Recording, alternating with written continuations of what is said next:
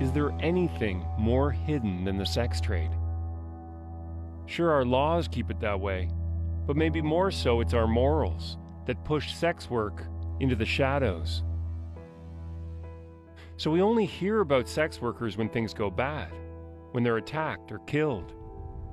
And that happens a lot. Hundreds have been murdered in the last 25 years. Here's an uncomfortable question. Do our morals put sex workers at risk? That's what we want to find out. We can't afford to lose more lives. We can't afford this kind of violence. You can have sex, you can have money, but you can't combine the two because people get hurt. Sex with a sex worker, a good sex worker, it's kind of wow.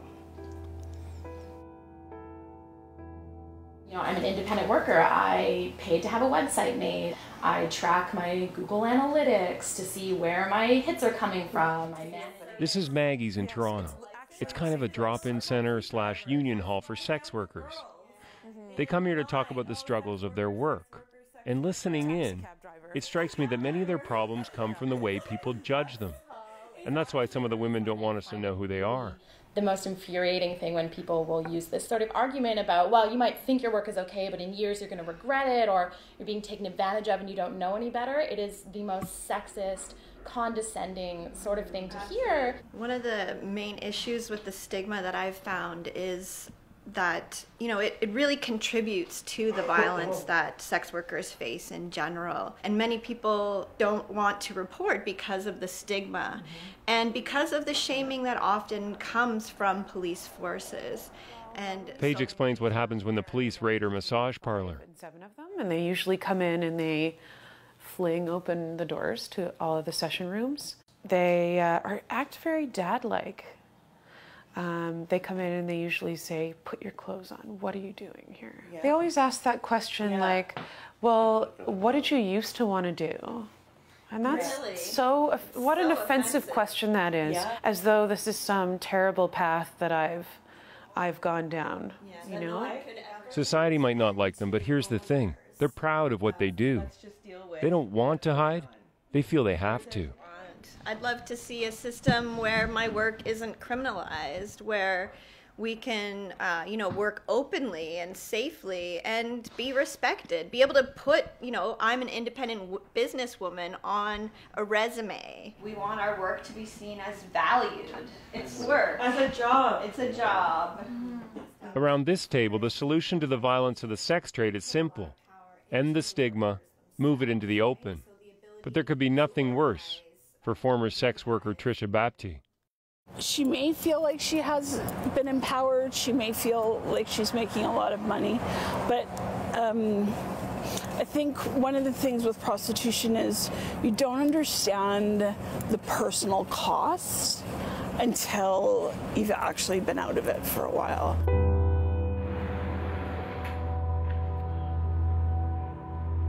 Vancouver's downtown east side. This sidewalk is one of the spots where prostitutes work. And for years, Trisha Bapti was one of them.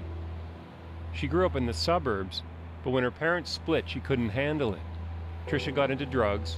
By 13, she was working around here. I mean, what's it like to be back here today? It's empowering that I can embrace this part as not this shameful side of me. It's also a little bit hard. You just think about the girls that you lost, and there's a lot of loss that goes on with down here as well. So it's a little of both. It's been haunting in a way. Yeah. Yeah. When she says loss, Trisha means murder. It was down here that the serial killer Robert Pickton preyed on sex workers and nobody paid much attention. Trisha tells me the sex trade is all about violence. I'll never forget I got raped one night at work, and I kind of rolled out of the car in front of my girlfriend, and we went for Chinese food because that's what you do. You're not going to go to the police. They're not going to do anything anyways. So we went and had Chinese food and a few drinks, and we were back at work within a couple hours. You don't have very long. You have to make your money. For Tricia, the only way to stop the violence is to stop prostitution. How do you do that? You go after the clients, which in the sex trade are known as Johns. Men's orgasm shouldn't be able to dictate women's oppression. Like, just because you have more money, just because you can do it, doesn't mean you should do it, or we should allow you to do it. I want prostitution as a system that imprisons women in it to end. I want men to stop thinking they can purchase sex.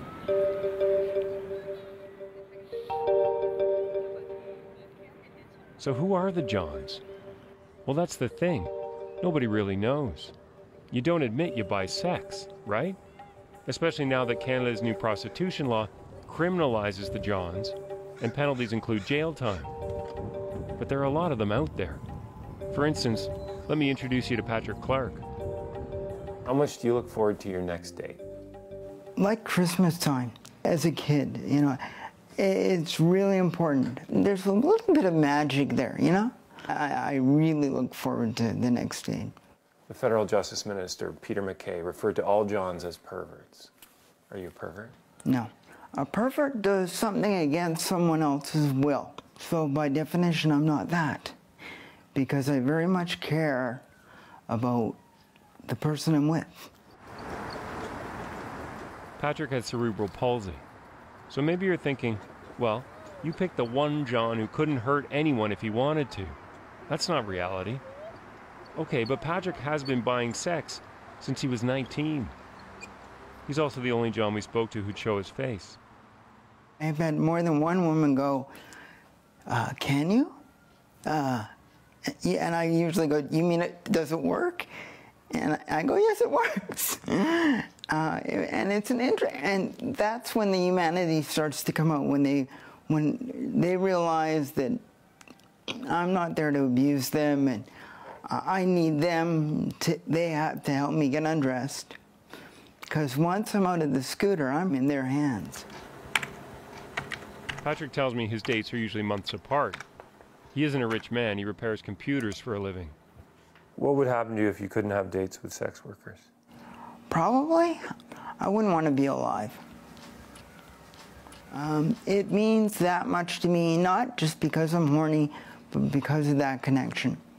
And I think the minute the humanity goes out of anyone's life, that's pretty much it. Are you concerned that you could have legal trouble based on this interview? A little bit. You know, but this just shows how important I think it is. And that's why I'm on camera speaking. I know what I'm supposed to think about someone who buys sex. After all, some Johns abuse women. But I leave Patrick realizing they're not all the same. John is just another label in the morality of the sex trade.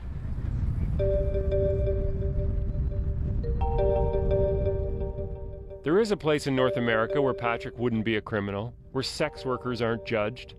Welcome to Northern Nevada. Here brothels are out in the open, if by out in the open you mean tucked away in the desert. There are 30 here all in all, and they employ around 500 women. I've come to find out if this is a safer option for sex workers. That's the sound. I love that sound. That's like cha-ching. It's like a cash register ringing. When a merchant cash register rings, they know they're putting money in. When you hear that sound, that means there's customers coming in the door. First surprise, Dennis Hoff actually calls himself a pimp. He owns and runs 7 brothels, including this place, the Moonlight Bunny Ranch. Why do you call yourself a pimp? When I got into the business, I hate the word pimp because of the connotation. A pimp is a guy in a Cadillac, a bunch of young girls on the street, filling them full of drugs. That's a pimp. And so I fought that. And I guess in the strictest sense of the word, I am a pimp. But I'm a businessman. I'm a partner with these girls. I don't recruit girls. They come to me. I love your new dress. And Dennis wants to come to us. That is, expand to Canada. In 2013, when the Supreme Court struck down our prostitution law and forced the federal government to come up with a better system, Dennis was paying attention, big time. I fully intended to open up in Toronto, Montreal, Nova Scotia, and Vancouver. I think it might alarm some people in Canada that you want to move there, work there. To those people that said, we don't want him here, we don't want this pimp here, I say to them, excuse me, you've got pimps everywhere. You got pimps, you got criminal organizations everywhere that are taking your young girls, underage girls, and putting them into the prostitution industry. When in legal prostitution, there's no underage girls. The criminals are not invited to the party. A criminal can't get the license that I have. You got the problem. I've got the answer. And Canada needs to look at me and say, we need to get this guy up here. That was good. Dennis never stopped selling me on his brothel.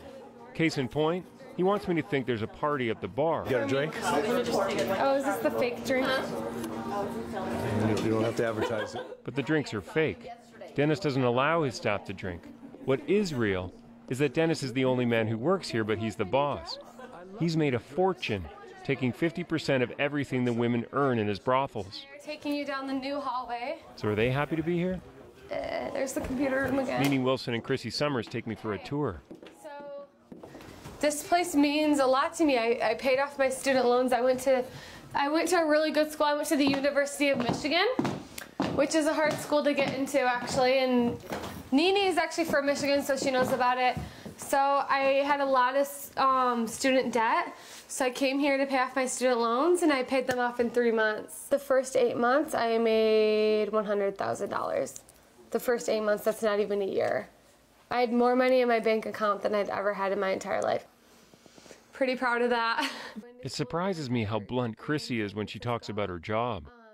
I'm not gonna lie, it's definitely an acting job. I mean, do I enjoy like the people I meet? I enjoy getting to know them. Do I necessarily enjoy the sex all the time? I would honestly say no, I don't always enjoy it, but I'll be honest with you, it's definitely an acting job. What do you mean? I mean, there might be a guy that you necessarily wouldn't go out on a date with in real life, and they come here, pay you a lot of money, they're like, okay.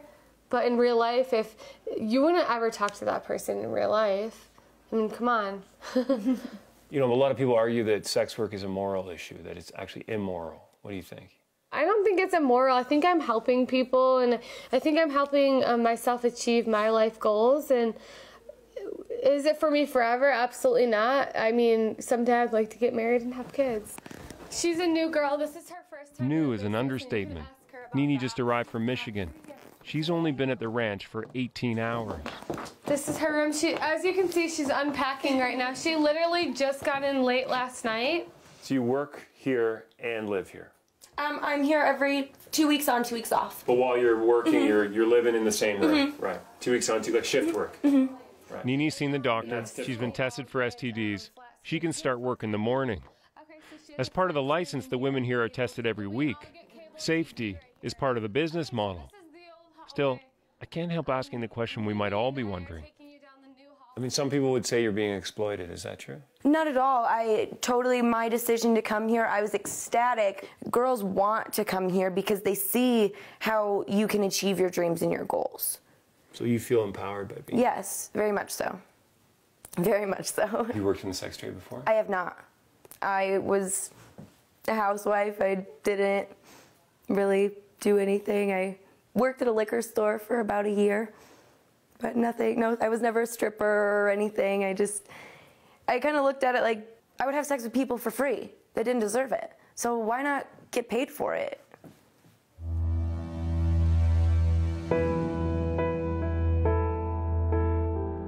Getting paid for sex. Those are the 4 loaded words I think about as I drive away. I mean, for many of us, prostitute is more of a judgment than a real person. And that's the problem. No matter how we feel about it, sex work isn't likely to disappear anytime soon. It's alive in the shadows. So maybe what we need to do is see the people behind the transaction. That might go a long way to lifting the stigma and keeping women out of danger. Nick Purdon, CBC News, outside Reno, Nevada.